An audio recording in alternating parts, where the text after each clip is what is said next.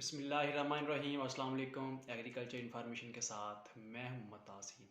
काश्तकार भाइयों, बात करेंगे आज सल्फ़र के हवाले से कि सल्फ़र जो है वो कौन सी ज़मीनों में इस्तेमाल करना चाहिए, कौन सी फसलात में इस्तेमाल करना चाहिए, उसका क्या फ़ायदा है और किस वक्त हम जो है इस्तेमाल कर सकते हैं और कौन कौन से सल्फ़र जो है मार्केट में अवेलेबल हैं और कौन से हम जो है इस्तेमाल कर सकते हैं। तो काश्तकार भाइयों, इस हवाले से थोड़ी इन्फॉर्मेशन मैं आपके साथ शेयर करूँगा। तो इन्फॉर्मेशन जानने से पहले मेरी गुजारिश है कि जिन हज़रात ने मेरे इस चैनल को सब्सक्राइब नहीं किया, चैनल को सब्सक्राइब कर दें ताकि हर नई आने वाली इन्फॉर्मेशन आप तक बआसानी पहुंच सके। तो काश्तकार भाइयों, बात करेंगे सल्फ़र कौन सी ज़मीनों में जो है वो इस्तेमाल कर सकते हैं। काश्तकार भाइयों, अगर आपकी जो ज़मीन है वो रेतली ज़मीन है, जिसे हम कहते हैं कि कच्चे वाट की बाल मेरा ज़मीन है, तो उसमें सल्फ़र की ऑलरेडी ही उसमें जो है वो कमी होती है। तो उस कमी को पूरा करने के लिए हमें चाहिए कि जो है सल्फ़र का इस्तेमाल लाजमी करें। सल्फ़र मार्केट में बेसिक दो तरह के जो है वो मार्केट में अवेलेबल हैं। एक होता है सल्फ़र 90% वाला, जो कि हम ज़मीन की तैयारी के वक्त डीएपी खाद के साथ या बीज के साथ जो है हम ज़मीन में छट्टा करते हैं। वो तकरीबन जो है वो 10 किलोग्राम किसी भी अच्छी मल्टीनेशनल कंपनी की अगर बात की जाए तो सभी कंपनीज के पास अवेलेबल है 90% वाला सल्फ़र। तो वो जो है हम 10 किलो के हिसाब से फ़ी एकड़ के जो है वो हम इस्तेमाल करेंगे। तो अगर बात करें 80% वाला सल्फ़र जो होता है वो पहले पानी पर या दूसरे पानी पर हम यूरिया के साथ या किसी भी अपनी खाद के साथ उसे फ्लड कर सकते हैं। जैसा कि नाइट्रोफास है या यूरिया के साथ हम उसे फ्लड कर सकते हैं। उसकी डोज़ तकरीबन 2 से 3 किलोग्राम फ़ी एकड़ के हिसाब से जो है हम इस्तेमाल करेंगे। तो काश्तकार भाइयों, इसके अलावा जैसे कि हमारी चिकनी मिट्टी वाली जो ज़मीन है, जैसे जिसे हम भारा ज़मीन कहते हैं, तो भारा मेरी ज़मीन में जो है उसमें भी हम सल्फ़र का इस्तेमाल लाजमी करेंगे, क्योंकि चिकनी मिट्टी ज़्यादा होने की वजह से हमारी जो ज़मीन होती है उसकी जो साख्त होती है वो काफ़ी सख्त होती है। उसको भुरभुरा करने के लिए, उसके जो है ज़रखेज़ करने के लिए हमें सल्फ़र का इस्तेमाल लाजमी करना चाहिए। तो इसी तरह अगर हम काले कलर वाली ज़मीन के बारे में अगर बात करें, तो जो हमारी काले कलर वाली ज़मीन है उसके अंदर जो एक सल्फ़र है वो दवा का काम कर रहा होता है, दवाई के तौर पर जो है हम इस्तेमाल करते हैं, क्योंकि उसमें जो नमकियात होते हैं सल्फ़र के इस्तेमाल से नमकियात जो है उसके ज़मीन की निचली सतह में चले जाते हैं, जिससे हमारी जो फसल है उससे नमकियात से दूर हो जाती है। तो हमारी फसल जो है वो बहुत अच्छी ग्रोथ कर रही होती है और उसमें जो है उसकी बढ़ोतरी के वाला जो अवामल हैं वो बहुत अच्छे से हो रहे होते हैं। तो काश्तकार भाइयों, इस तरह जो है हमें सभी ज़मीनों में जो है हम सल्फ़र का इस्तेमाल लाजमी करें और करना भी चाहिए। तो इसके अलावा बात करें अगर हम फर्टिलाइज़र के हवाले से, रिसर्च के मुताबिक जो है वो नाइट्रोजन, फास्फोरस और पोटाश वाली खादों के बाद चौथे नंबर पे जो ज़्यादा इस्तेमाल होने वाली जो पौधे को हमारे को ज़रूरत होती है वो सल्फ़र की ज़रूरत होती है। तो कोशिश करें इस जो है हमारी खुराक के जो ये जो न्यूट्रिएंट्स है इसको पूरा करने के लिए सल्फ़र का इस्तेमाल लाजमी करें।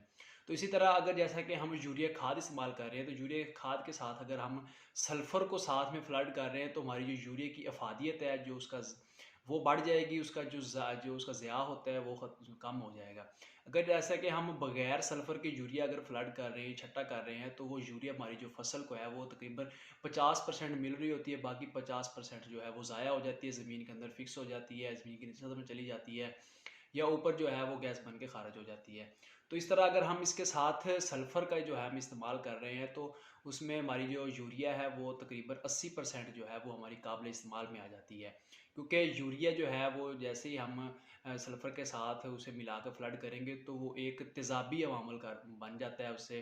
तो जो जो कि हमारे पौधा तेज़ाबी अवामल में ज़मीन की पीएच लो होने की वजह से तेज़ाबी जब माहौल बनता है, तो हमारा पौधा जो है वो खुशी से जो है वो अपनी खुराक जो है वो उठा लेता है। तो खासकर भाइयों, इसी तरह अगर डीएपी की बात की जाए, तो डीएपी के साथ भी अगर हम सल्फ़र का कोट करके उसे हम छट्टा करें या फ्लड करना है, तो फिर भी अगर हम सल्फ़र के साथ डीएपी फ्लड कर रहे हैं, तो हमारी जो अफादियत है वो बढ़ रही होती है। जैसा कि अगर हम डीएपी अकेली इस्तेमाल कर रहे हैं, तो वो हमारी जो डीएपी है वो 40% बड़ी मुश्किल से हमारे पौधों को, हमारी फसल को अवेलेबल होती है। बाकी जो हमारी डीएपी है वो ज़मीन के अंदर फिक्स हो जाती है, ज़मीन के अंदर जम जाती है। हमारी ज़मीन का पीएच लेवल ज़्यादा होने की वजह से हमारी जो खाद है वो ज़ाया हो जाती है। तो इस पीएच लेवल को कम करने के लिए, ज़मीन के अंदर तेज़ाबी माहौल बनाने के लिए हमें जो 80% वाला जो सल्फ़र है उसको लाज़मी इस्तेमाल करना चाहिए। इसी तरह पोटाश वाली खादें जो हैं उसके साथ भी हम सल्फ़र का इस्तेमाल कर सकते हैं।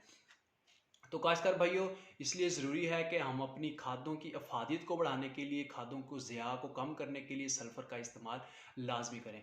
इसके अलावा जो सल्फ़र है वो एक और काम कर रहा होता है, जो कि अज़ाफ़ी, जैसा कि फंगस के तौर पर काम कर रहा होता है, एज अ फंजीसाइड हम इस्तेमाल कर रहे होते हैं। जैसा कि हमारी बहुत सी फसलात हैं जिनका फल जो है, उनकी जड़ें जो हैं वो ज़ेर ज़मीन होती हैं। जैसा कि अगर बात करें आलू के हवाले से, प्याज के हवाले से, अदरक के हवाले से अगर हम बात करें, तो हमारी जो इस तरह की सब्जियात हैं, इसकी जो ज़मीन के अंदर जो हमारा फल मौजूद होता है, उसको फंगस लगने के बहुत ज़्यादा ख़तरात होते हैं।